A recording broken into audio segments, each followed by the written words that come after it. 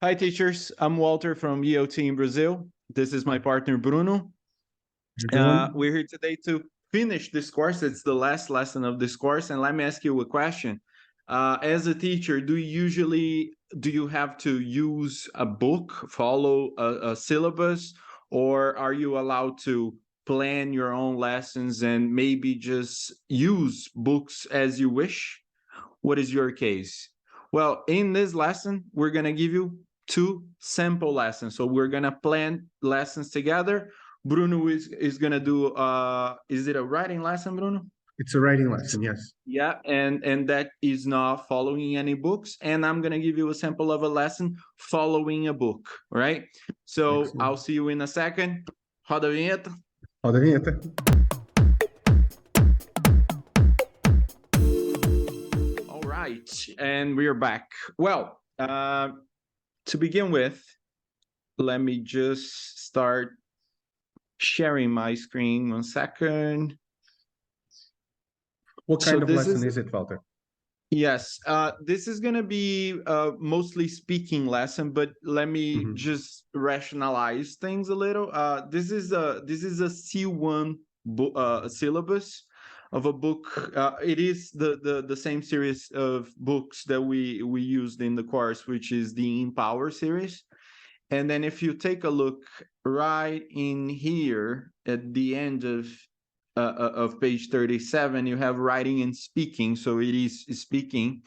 And before that, you have grammar, which is narrative tenses, mostly past tenses, past simple, past perfect continuous, past continuous, all of those. And there is a bit of reading right before that.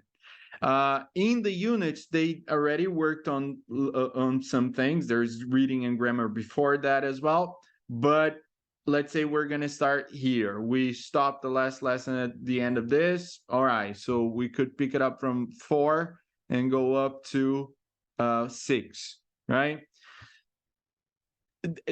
Can I ask you a question then? Sure, sure.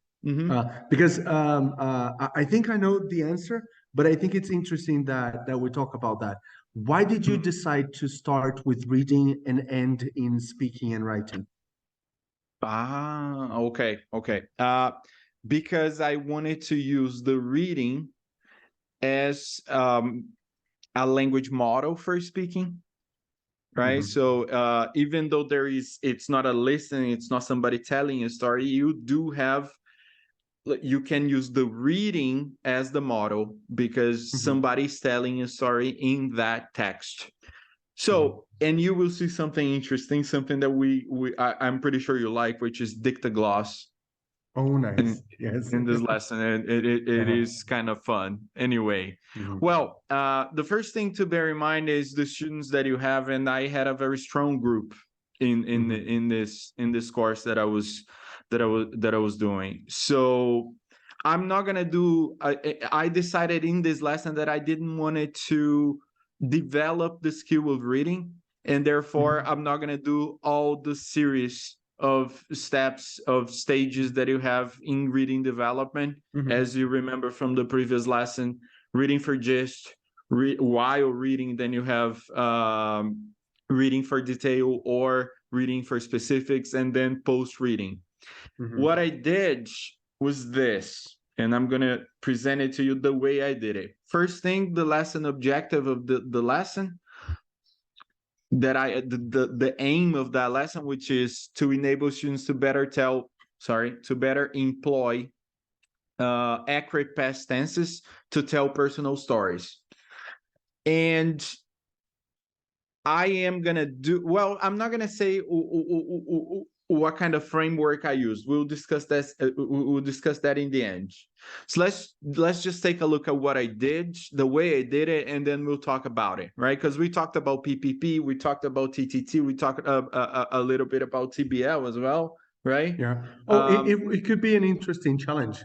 Which framework do you think Walter is using in this lesson? So you can write in the comments and see if you got it right. Yes. Do that. Let us know in the comments. Well, I started the lesson with a question. What is your best story, for better or worse, and why. And then they would tell that story. I'll give them these students about 3 minutes in pairs. Each one of them will have 3 minutes, and they will have to tell the story in 3 minutes. Most of them would probably not finish, but if you leave some clock or a timekeeper on the board, and then they can keep track of time, and then they can summarize the story a little better, and then they will do it. I would use that so that I would know what past tenses, which is the lesson object, the target language is grammar tenses, which one of those they are using and how well they're doing it, which past tenses they are avoiding and they're not using as they tell the story, and try to diagnose those, right? So they tell that, and then I move on to the reading.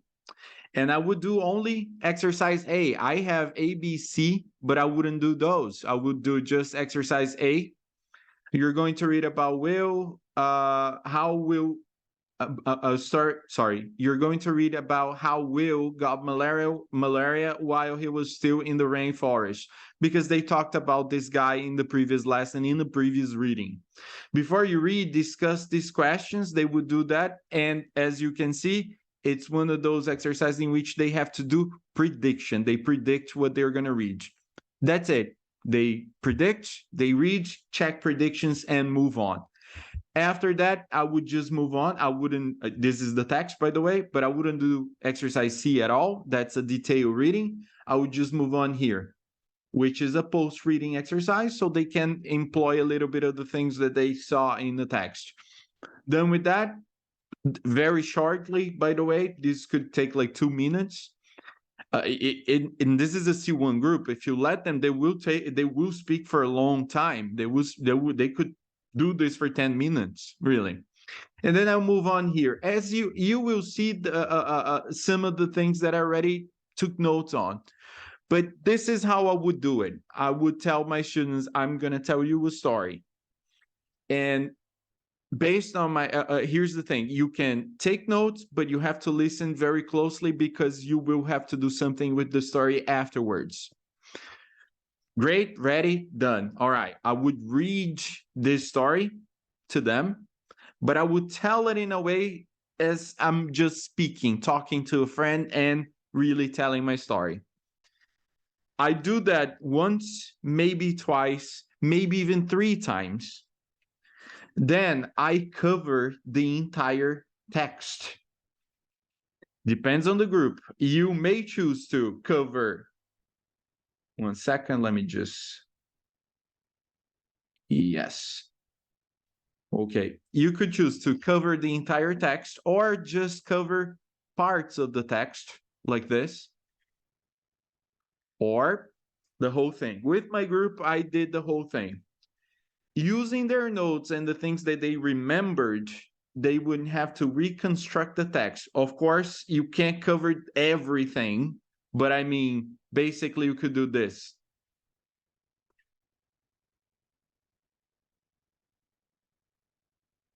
So you cover many, many parts of the text, right?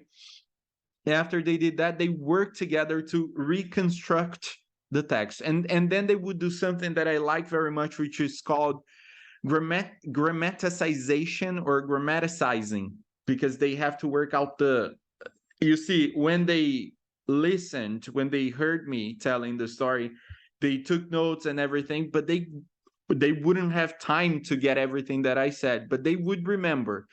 But as they do that, they might just, for example, you have past perfect continuous here. It is very possible that some of them actually use past continuous, like I was working and that kind of thing.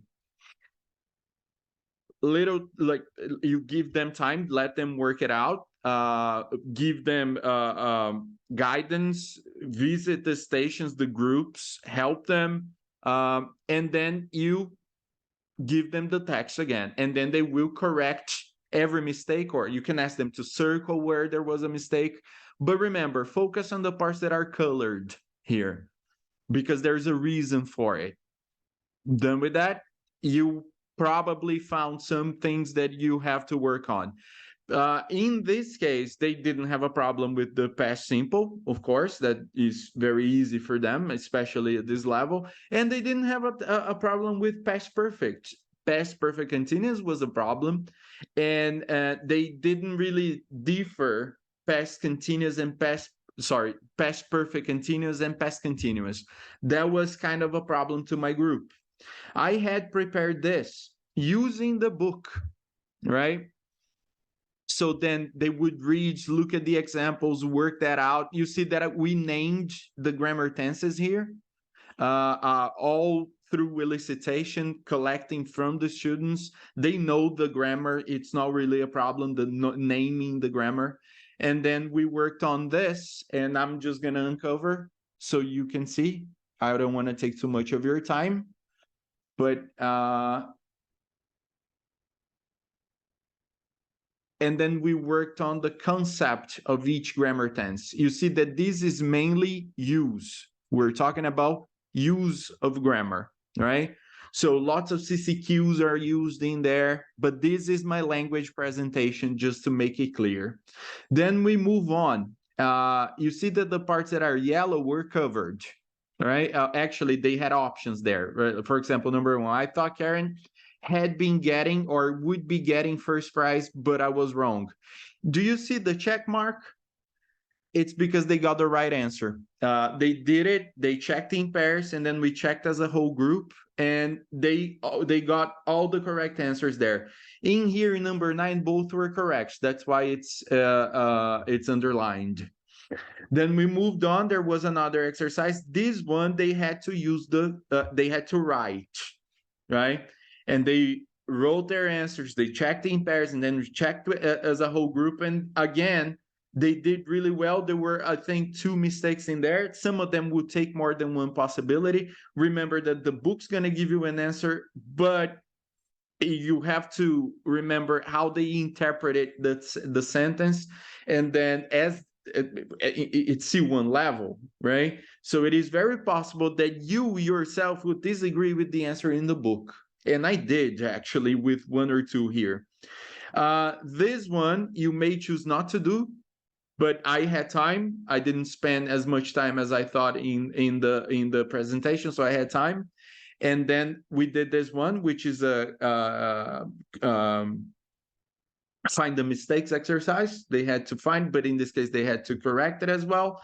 Did a good job, all perfect in there. And then if you look in the book, I'm just going to go in there, right in here. You would see that they had some prompts to tell a story in exercise B. Let's make that a little bigger, right? Think about an adventurous trip you have been on, and then there are some prompts, ideas for them to talk about that story. But the main goal of the lesson would be writing. Mine is not. I changed that because I really wanted to focus on the speaking here and the telling the story. So we practiced all these grammar tenses. I wanted to put them into use, but I can't just go in there. I can't just go in there. What I did was I asked them to retell my story. I covered again parts of the story, not just grammar tenses, but I covered part of the story. And I asked them I gave them rows. You're student A, you're student B. You're going to retell my story as if it was your story. So every time I clap my hands, A, you start telling the story. If I clap again, you stop. B continues from where A started. So you go A, B, A, B, A, B, until they finish the story using as many details as they remembered from the story. You could do this covering up the whole thing. And by the way, I just gave them little starters, like I really liked one day my dad, things like that, so that they would remember the story. And then I could check if they were doing well with the grammar when they were doing that. Oh, okay, it was better. Now it is time for a final task. If they're not ready, you may have to redo the language presentation, work that out some the grammatical concepts that you had in those in that part, and maybe even do a little more of controlled practice. It wasn't the case that, as I said, this is a strong group at C1 level. And then what we did was retell the story that they had in the beginning of the class, and this is the end of the lesson. Right, it's a 90-minute lesson, so 1 hour and a half. So we went to the end, we went back into the beginning, right? Yeah. Oh, that always works. I love that idea of full circle. Yes. Yes, Right? and For and by the way, they did it, and this time they had 5 minutes, and then they did it again, and they had 4 minutes, and then they did it again, and they had 3 minutes with different pairs. okay. Right? Task repetition works. It does wonders to a lesson. Right? Some people think, no, but they would get bored. No, they wouldn't tell the They story. don't. Believe me, they do. Anyway, and just in case you're thinking, so this is what we did. We did a lead-in real-life task, which is telling somebody a story, a gist reading. We had a language presentation, then we had controlled practice, then freer practice, and then real-life task again. And I'm just gonna let Bruno say what the framework was now, but what did you think it was? PBL, what was it? Bruno, do you wanna? I'm not gonna say which framework it is, because I think it's fun if people try to work it out. Yep. But Walter, it's a very interesting class. I love task repetition. I think it saves planning time. It has a very clear purpose, right? You're giving students a chance to do something better, and then they're working on feedback to do what they did a bit better, right? Interesting idea of shortening the time for the story, but I think also lengthening the time for the repetition would also be interesting, Yes, because then they would absolutely. have to add more details to the story. I think it would also And work. this is the thing. In my case, I was looking for fluency, and I was looking for the flow, right? I wanted to see them doing it a little faster, right? Because that's something that my group had to work on. But if I had a group of shy students who were shyer, maybe I would do the opposite and then let them, okay, you spoke for 3, now you're going to speak for 4, now you're going to speak for 5. Yeah, but they don't really have a problem with that, with the length. I did want them to speak a little faster in that case. So it all, yes, as you know, it all depends on what is your goal, what is your plan, what you're working with, right? Definitely. But you see that I had basically I had 2 goals there, 2 aims, which was speaking and grammar, right? In the lesson objective. Should I review the framework, or you want to save it to the end? I think we should save it to the end. Okay, I'll let them think. So this was a lesson I prepared for Delta. So what you see here is the lesson plan I wrote. So again, as we mentioned in lesson 2 of this course, I believe, you don't have to write lesson plans like this for all your classes, right? You will not have the time to write lesson plans this detailed for classes. So this is specific for Delta. This was a lesson that, as Walter was saying, I didn't use any material. I didn't use a course book, right? But we do have materials for the lesson. The idea of the lesson was that by the end of it, students should be better able to write a draft of a recipe using the process genre approach to writing. And then I specified some of the writing strategies that I want them to use. So analyzing a genre, generating ideas, planning, and drafting. As a subsidiary aim, students have to be able to read a recipe, right? This is how the lesson went. So I used the following steps. We had a lead in. to set the context of the lesson and get students engaged.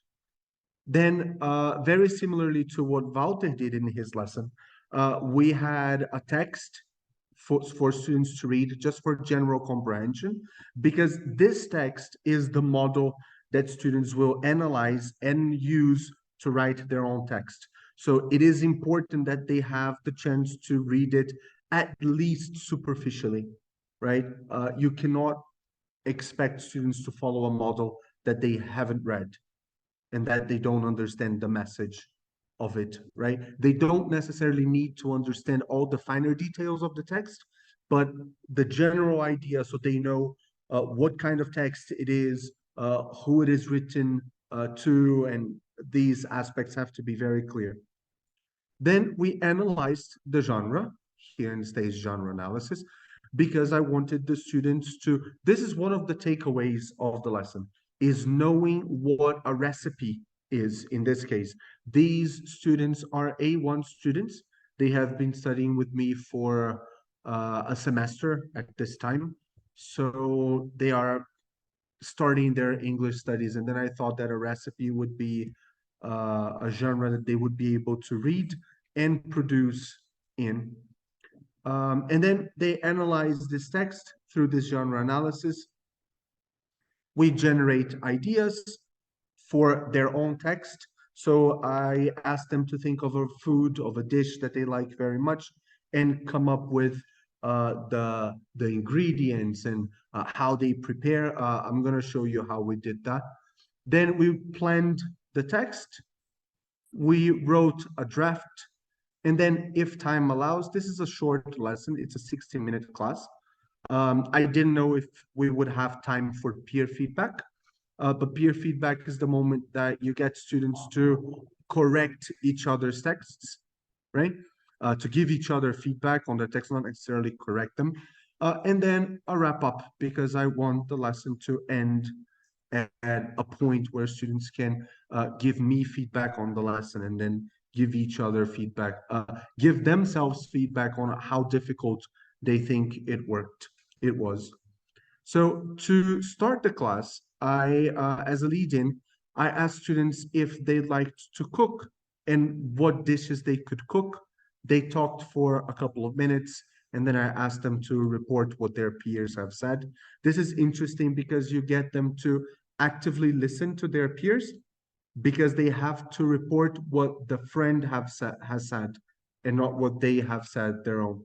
And this is an example of an active lead-in, just like Walter did, right? You get students to do the lead-in. So you tell a story, go, and then the teacher is listening. And in this case, answering 2 questions in pairs, you go answer the questions, and then tell me what happened, right? And then students got to look at the recipe, and I asked them, what is this? I wanted to see if they could identify the genre. They did. It was a recipe.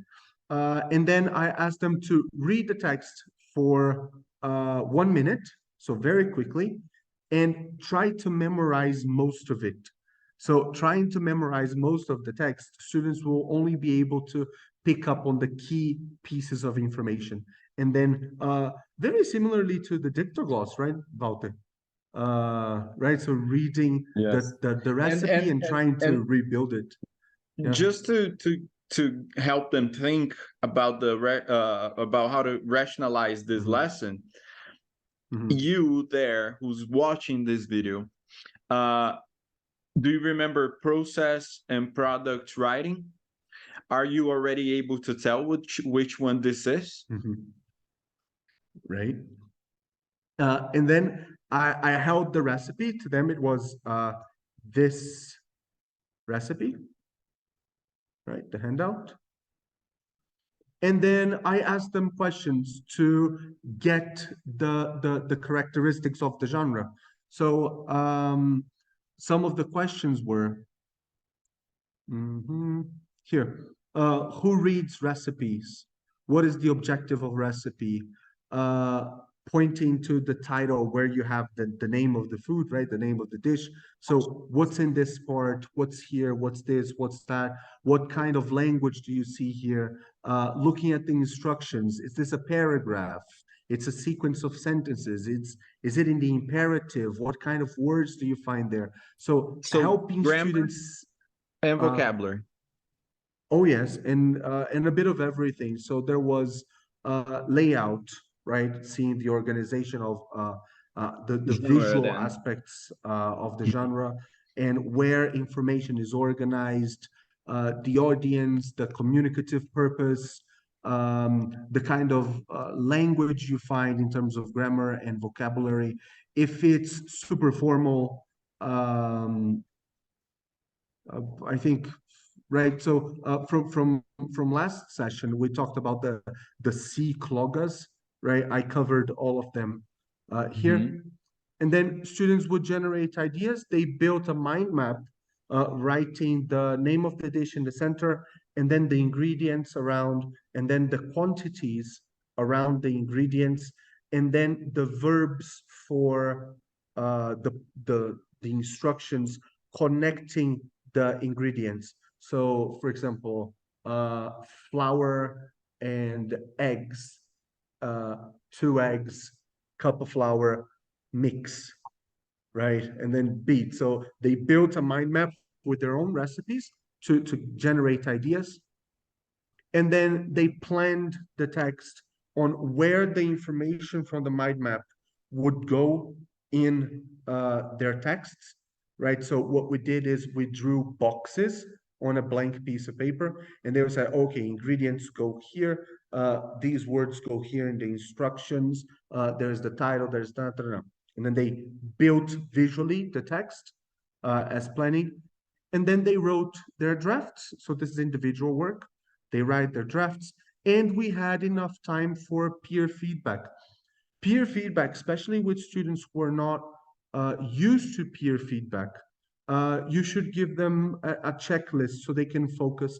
And then I created this very simple checklist. Again, they are A1 students, right? This is a So this is a real Delta lesson. right. So they could check their peers. They first check their own texts, right, to see if they had it all, because it would feel very unfair, right?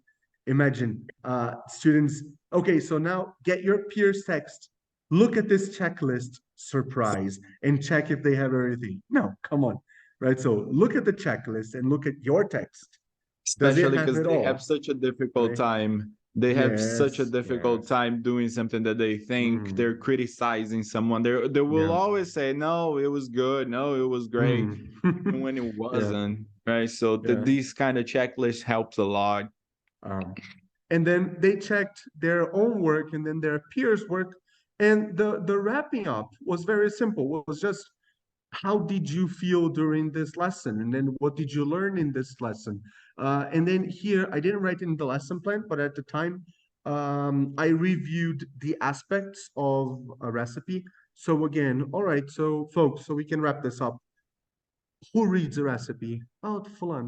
And why do we write recipes? Ah, Sikran, what kind of information do we find here? The food and the ingredients. And something that I found out about recipes that I found very interesting. It's interesting for English teachers, so I'm glad you're English Uh, teachers. Do you notice something here about it in ingredients? um, uh, In terms of language, 2 cups flour, 1 teaspoon baking soda, 1 teaspoon okay, so salt. there are no prepositions. Yes, there's no of in recipes. I didn't know that. So Really? when I was preparing this lesson, I looked at 5 different recipes and none of them used prepositions here. So it's a characteristic of the genre, right? Interesting. I Very never knew interesting, it. right? Yeah. Probably because I never Um, cook. right? So you're not target audience for this. So folks, we get to the end of this session and this course. Um, Bruno, uh, can you just stop yes. sharing for a second? Oh, Yeah. sure. Yeah. Thank you. Okay. As And you're saying, I think this goes for me and Walter. Lesson planning is a very fun topic to talk about. There is so much more we could we could talk here. But if we focus on teaching grammar, teaching vocabulary, we would probably have a 10-hour course on each of the types of lessons. It's a topic that is very interesting, a lot of fun. We're going to have a surprise for you very soon about lesson planning, right, Walter? Yes. But well, thank you so very much for being here with us in this another course. We are going back to recording courses very soon. So stay tuned. Like, sub, I think it's like, and then subscribes right here. Subscribe, yes. Yeah. I Right. I never know. I just go like this. Yes. Yes, it's in this Smash the part. button. Yeah. Smash the like button. Yeah. Subscribe and leave us a comment. We really want to know what you think. And remember those questions I asked you in the beginning. Like, do you have that kind of freedom? Can you actually plan lessons and just I don't want to say ignore, but not do things that are in the book? Do you have that kind of freedom? Or do you have to follow things step by step? How does that go for you? Do you recognize, are you able to look in the book and recognize the stages of a lesson now? Do you, we really hope we could help you with those. We look at an exercise, no, this is a controlled practice. No, this is for language presentation. How do you feel about those? Let us know. Mm-hmm. And we'll And be thank back you soon. very much. Goodbye. See you. Bye. Bye, See you everyone. soon.